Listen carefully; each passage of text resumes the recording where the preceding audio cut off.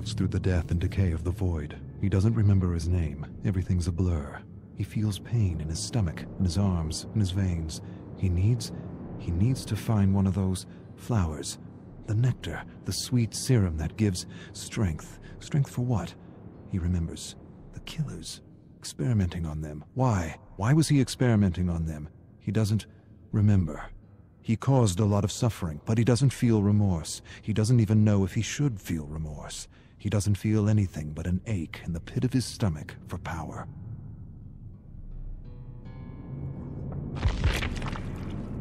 He has flashes of the doctor, his screams, his agony, turning the tables on him, experimenting on him like he had done with so many others. Where? Not here. Somewhere else. Another world. All of these survivors, marooned from other worlds. How does he know this? He doesn't remember. He remembers the experiments. What was he trying to understand? The nectar? The serum? The right dose? The right dose. To use without hurting himself. Too late.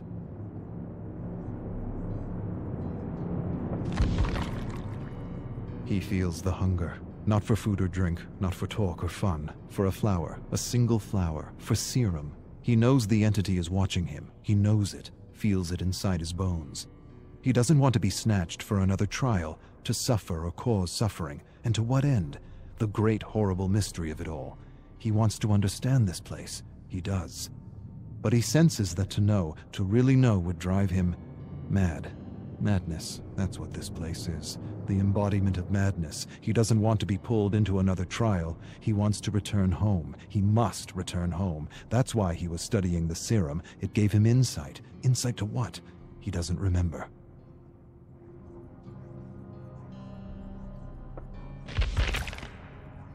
Home. He doesn't even remember where home is. He only remembers the void. Hundreds, maybe thousands of discarded survivors. Not dead, not alive, something else. Alive but dead inside. Burnt, emotionless, useless to the entity. He remembers. He remembers rising from the void, finding a flower. Had this flower been his salvation? Had the flower been his way out? He falls to his knees and shouts at the abyss, and the abyss answers with silence. The silence is so deafening it hurts. He buckles over, climbs to his knees. He needs serum.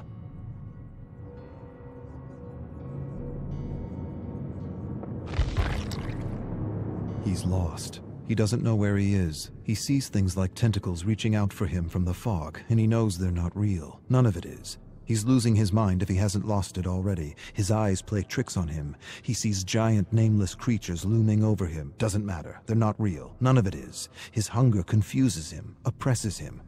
He'd do anything for that feeling again. Anything. Even return to the trials. He would.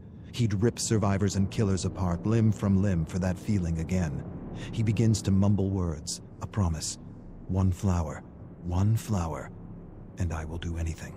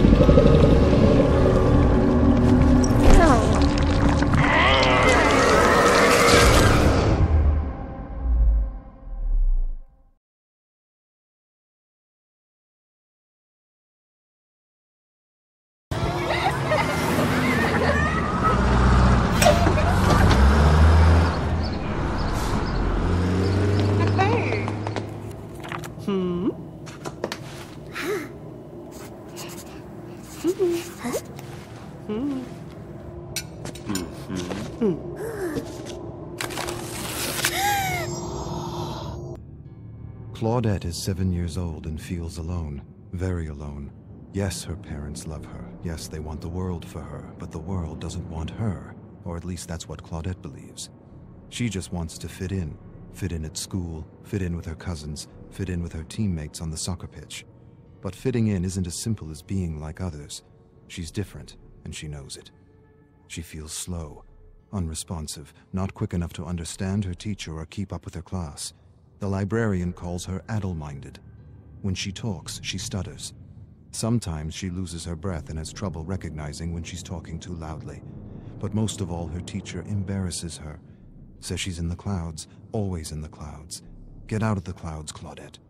But she can't help it. She's exploring massive gardens and colorful bugs on strange new worlds. Claudette feels things more than others, much more. Like the shame of not being invited to any birthday parties. Not one party. Every day her parents ask her who she played with at lunch, and every day she lowers her chin and tells them that she doesn't want to talk. Her parents ask her teacher, and her teacher tells them she likes to play alone. Not so much play, more like collect and observe things. Flowers, weeds, beetles, worms, rocks. Some kids are just loners. Every day her parents ask her about her friends, and every day the shame returns. They want her to have friends. More than that, they want a list of names for her birthday. But she doesn't have a list of names. She doesn't even have one name.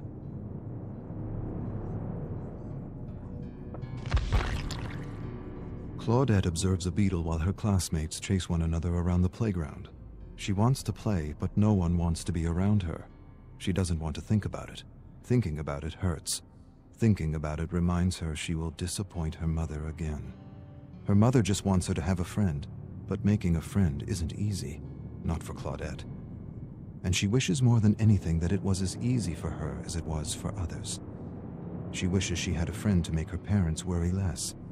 Maybe they would even be proud. Maybe she should give up her passion for bugs and flowers. Maybe that would help. Maybe then she would be like other kids. But the need to explore and collect is strong. It is not beyond her. It is her.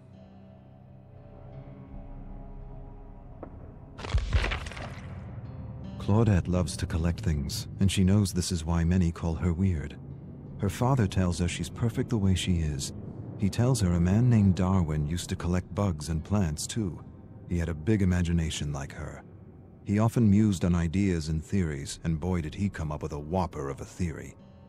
He explains the theory, and she understands. Her father has a way of taking complicated ideas and making them easy to understand. Darwin.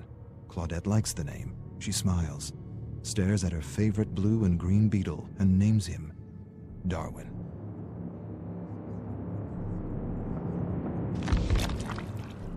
Claudette's mom is crying. She's upset because Claudette is having trouble in school. Her grades are lower than they've ever been. She doesn't understand what she's doing wrong as a parent. Her dad says she's doing nothing wrong. He says Claudette's wired differently, and that's okay. Her mom doesn't want her to collect plants and bugs anymore.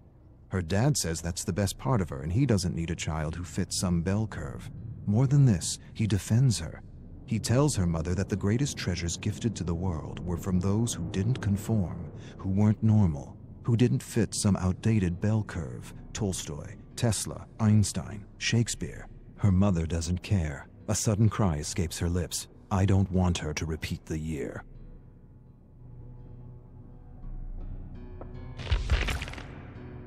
Claudette hides under the covers pretending to be asleep, pretending she can't hear the yelling. Her mother wants her to get special help, but her father doesn't want to alienate her. He's right. Claudette doesn't want the other kids to know she needs special help. They'll laugh at her.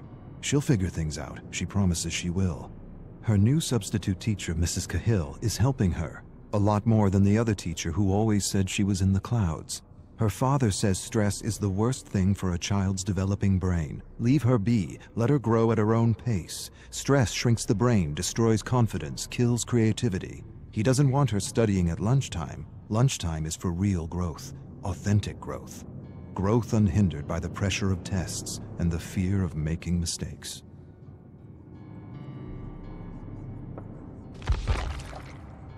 Claudette's mother is happy because her grades are improving. A single teacher can make a difference, can make all the difference, especially this teacher. Mrs. Cahill. Other kids call her strange and weird, but Mrs. Cahill isn't weird. She just gets it. She understands because she had a tough time learning when she was a student. This is why she makes an extra effort to help Claudette, to help her understand what she is explaining in class without alienating her.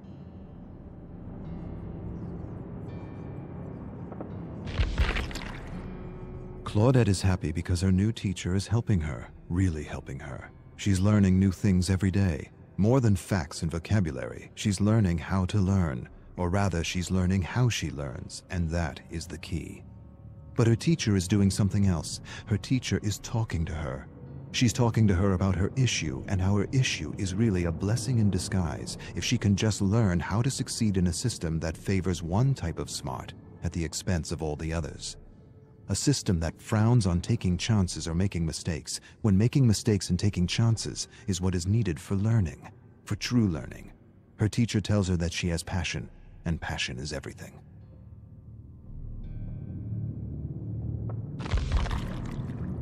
Claudette knows she's not like other kids, and she doesn't have to be. Things like bell curves and ideal student don't apply to her, and that's okay. The ideal mold is a prison for those wired differently, and her teacher has set her free. Her grades are getting better, and a test is coming. She writes, visualizes, and imagines everything she needs to remember, and somehow this works. The right teacher at the right time can make all the difference. Her parents are proud, very proud, but still her mother wishes she had friends. Still her mother wishes she liked what other girls liked. Her parents argue in another room about what to get for her birthday. Her mother wants to buy a new doll. Her father thinks she'd like something more related to bugs, plants, and bacteria. The suggestion upsets her mother. Her father defends her. See her for who she is, and not who you want her to be. Her mother goes silent. She suddenly releases a cry and says she doesn't want her to be bullied like she was bullied throughout school. Claudette's eyes go wide. For the first time in her life, she realizes her mother's wired differently too.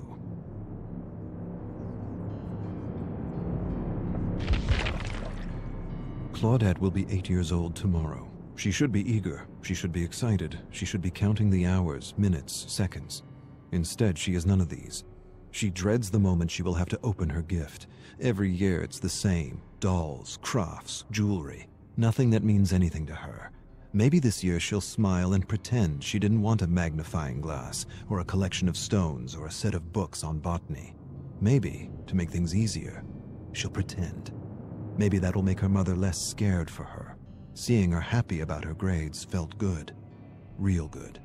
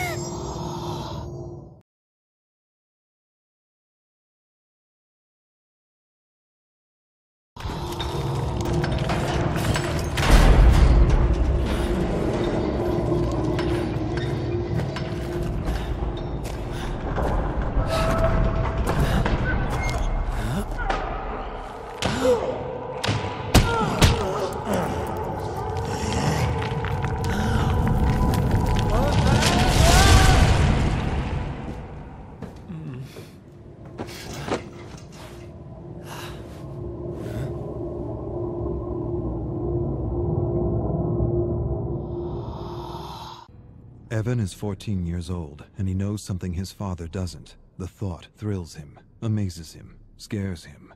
There is something his father doesn't know, something the owner of one of the most profitable mines in all of Seattle doesn't know.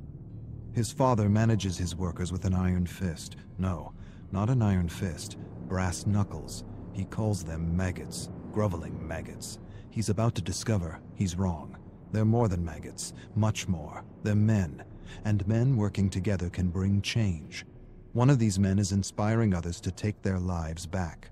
If they can stand together, maybe, just maybe, they can bring in the union. With the union, they'll have rights. More than rights, they'll have dignity, freedom, time to spend with their friends, time to spend with their family, time to be human. Evan knows something his father doesn't know. and he feels empowered.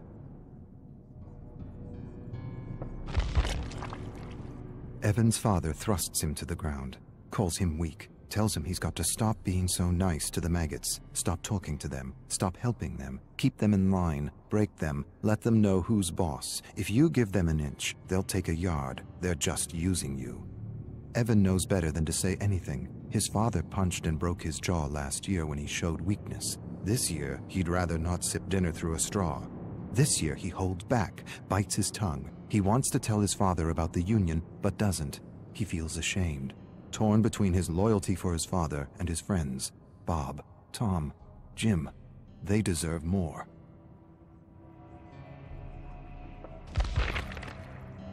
Evan enjoys creating something from nothing. He's not an artist, but he enjoys sketching, and he hides his sketches from his father. His father forbids sketching. Sketching is for weaklings, vagabonds, gypsies. He wants Evan to do worthy things. He drags Evan to his most profitable mine. He teaches him how to manage maggots. He's hands-on, very hands-on, abusive, violent, brutal. The key is to break them, break their will, break their spirit. Once broken, a human is a tool that can be wielded to do anything. Broken. It's what he did to his mother. It's what he's doing to him. But Evan still sketches. Sketching is defiance.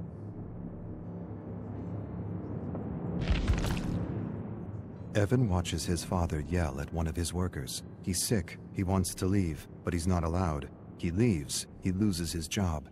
Evan feels for the man, wishes he could do something for him.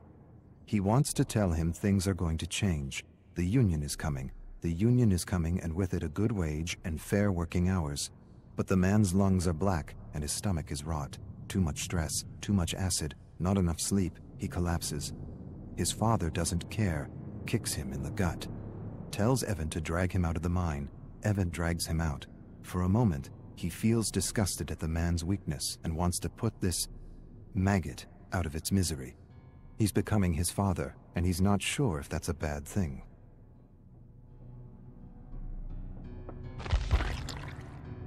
Evan's father forces him to set a bear trap in a dark forest. His father's obsessed with hunting bears, always has been, always will be. He tells him the story, always the same story. He doesn't want to hear it, but he will. His father was hunting with his brother when they ran into a grizzly bear. The bear tore his uncle's arm off and bit into his head. Evan's father jumped on the grizzly's back, stabbed the bear endlessly, killed the bear, ripped open its stomach to retrieve his brother's head, carried his brother's mutilated body 10 miles to their family estate. This time it's 10 miles, last time it was 5, his father grins. The story is changing with every telling. Sometimes Evan wonders if there even was a bear.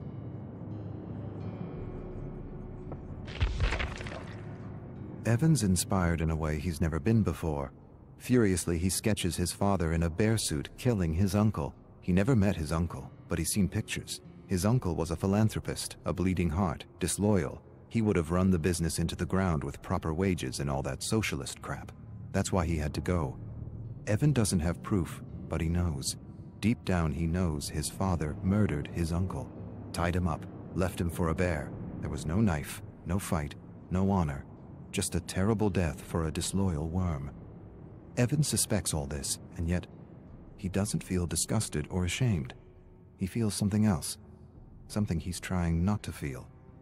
Something he won't admit to himself.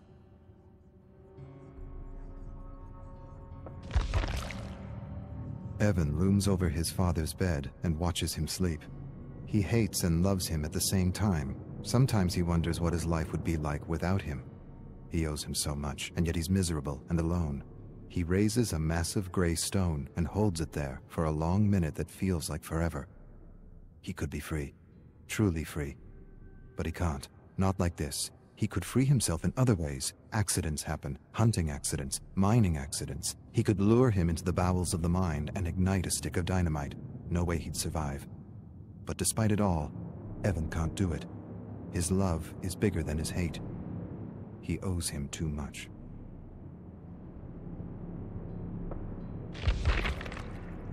Evan sketches his father in a bear suit drowning his mother. He never believed his father's story. Something didn't feel right. His eyes, his grin, his lack of empathy. She was pulled into a current and never seen again. His mother. She was beautiful. Blonde hair, blue eyes, fun, full of compassion, his opposite. She didn't just go out to swim one morning and never come back. She was getting in his way, and no one gets in his way. Not even family. Especially not family.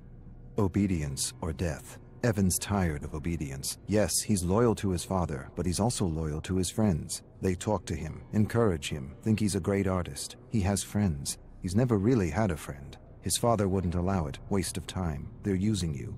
Yes, he's loyal to his father, but he's also loyal to his friends. They deserve better.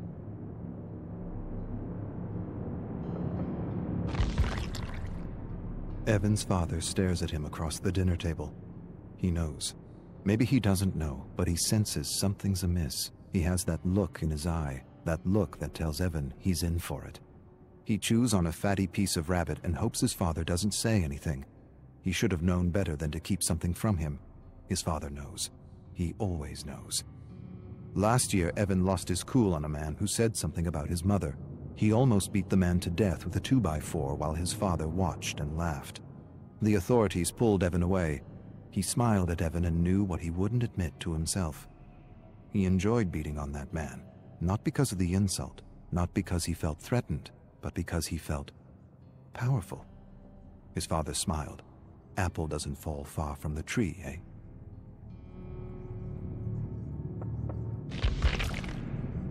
Evan finds his sketches torn to bits. He puts the pieces together, all of them accounted for, except one. He doesn't have the picture of his drowning mother. His father enters his room. Despair and dread overwhelm him. He waits for a blow that never comes. Instead, his father tells him he has instinct, and instinct is everything. He tells him he inherited his instinct from his side of the family, the same instinct that told him Evan was keeping something from him.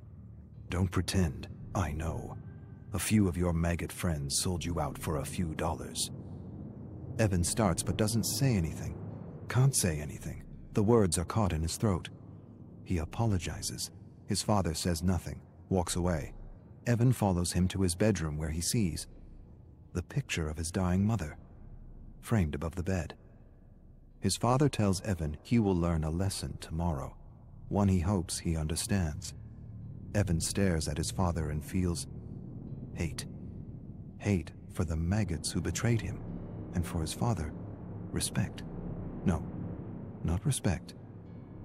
Admiration.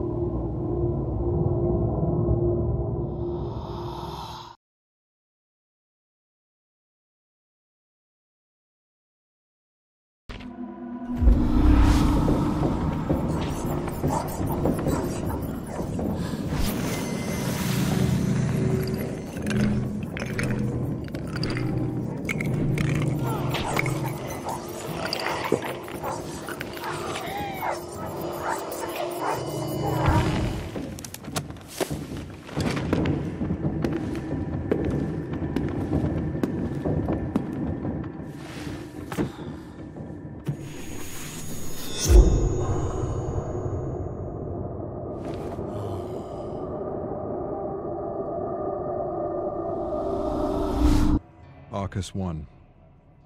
I would start at the beginning, but I don't know when that was or how long ago I was banished to this prison. What I know is I've been observing and studying the inner workings of this entity that had once been, well, an obsession. How ironic that I should be sentenced to live out the rest of my days in the very thing I sought to destroy. An obsession turned prison. As all obsessions are, I suppose. Arcus 54. The atmosphere of the realms is dark and grim, to say the least, but also ever-changing. I've already remarked that the atmosphere is misty, even foggy at times, and that this fog feels alive. It seems to contain swirls and streams of memories or imprints of beings from multiple Terra worlds. It is as if the entity absorbs all the psychic energy and thoughts of beings it snatches as it journeys through the endless cosmos. I've used the Oris to study the black fog, and have come to 3 observations that will prove invaluable to finding a way home.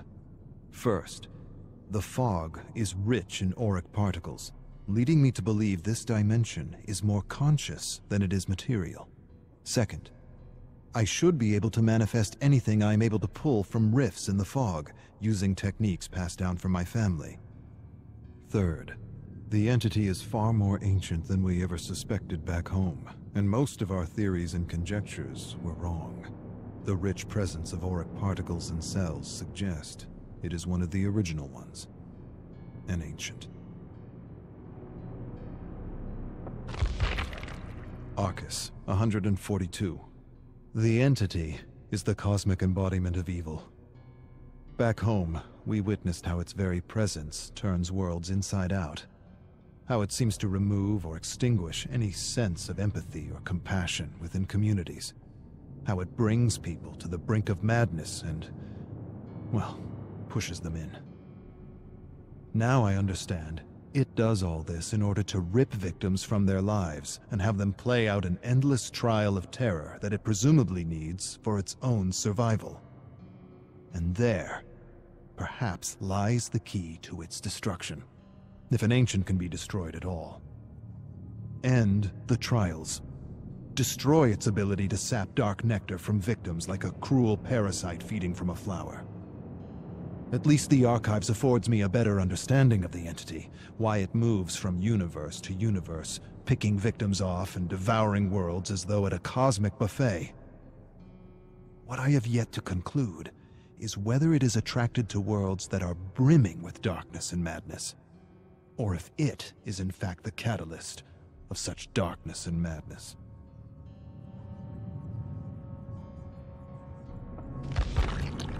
Arcus, 557. All planes of existence are a unique mix of conscious auric particles and material particles. The entity is almost certainly pure consciousness. The observable fact of existence is the material world responds to and changes with consciousness. Collective consciousness is the key. The body, the home, the trial, all of it is an expression of the entity's unconscious need for fear and terror. The distinct observation in the specimens chosen by the entity is that they all come from worlds that have failed to understand the metaphysical relationship between their thoughts and the world they live in. This is not by chance. It is, to my mind, self-preservation.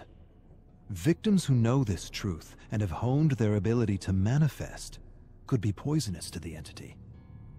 This leads me to believe the entity is attracted to dark worlds, because darkness and chaos are clear indicators that inhabitants have failed to connect the dots between the collective consciousness and the health of their world. The conclusion, then, might be that the entity feeds off ignorance.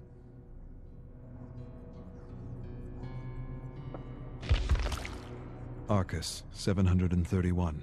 Hard to tell when one day ends and another begins. The tower and the library help me cope, but it's hard to forget the truth of my situation, even for a moment, knowing everything I have is a lie. I have access to anything I want, and yet I have nothing. The survivors continue to undergo the trials with the most brutal of killers. I continue to search the fog for the memories of those who found a way to escape. It sometimes feels like a futile search. But then again, I've got time on my hands. Lots of time.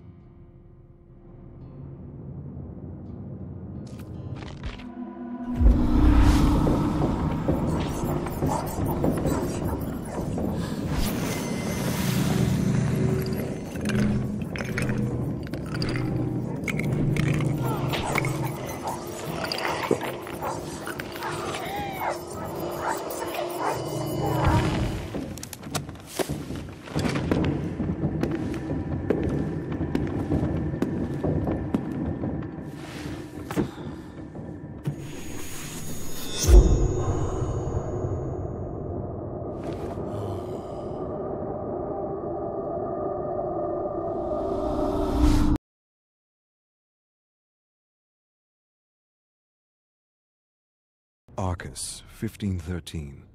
I have used the Orus to explore the memories of an unknown survivor who comes from a world where, from what I can gather, a cult for the entity exists. It's not a surprise, or the first time I've seen such a thing, but the memories suggest she was a detective of sorts, trying to prevent a cult sacrifice before she was snatched for the trials. I'm not sure what happened to her, and we'll have to explore the fog to unravel more. Arcus, 1672. I have culled imprints of a killer I have yet to observe. My best guess, judging by the nature of the crimes, is this brute is from Terra Dark. She lured men with love, robbed them of their savings, and fed them to her pigs. Lovely, efficient, and resourceful. The impressions of the memory are as follows. He stands framed in the doorway with flowers, a stupid smile on his dumb face. He has no sense that his days are numbered. Lonely soul made the trip for a wife. He thinks he'll get everything for a ring, her land, her farm, her savings. Won't happen, won't go as planned, not as he planned anyway. It didn't for all the other lonely souls who answered her classified ad. She peers at his eyes and thrills at his ignorance. His long, dumb face, his false sense of superiority. He wrote her a poem, how sweet. She'll cram it down his throat when he's convulsing on the floor. She takes his poem and asks about his money. He has it with him, packed his savings in a bag and made the journey for a new start. He'll get more than he bargained for, way more, to the bank with his money, to the pigs with him.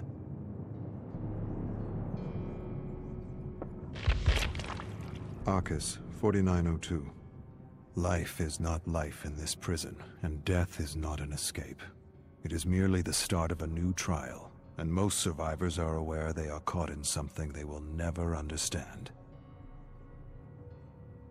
Why this is all happening is no longer obvious to me. The truth is, I don't know what to believe anymore. The entity is not what it is, or what I thought it was.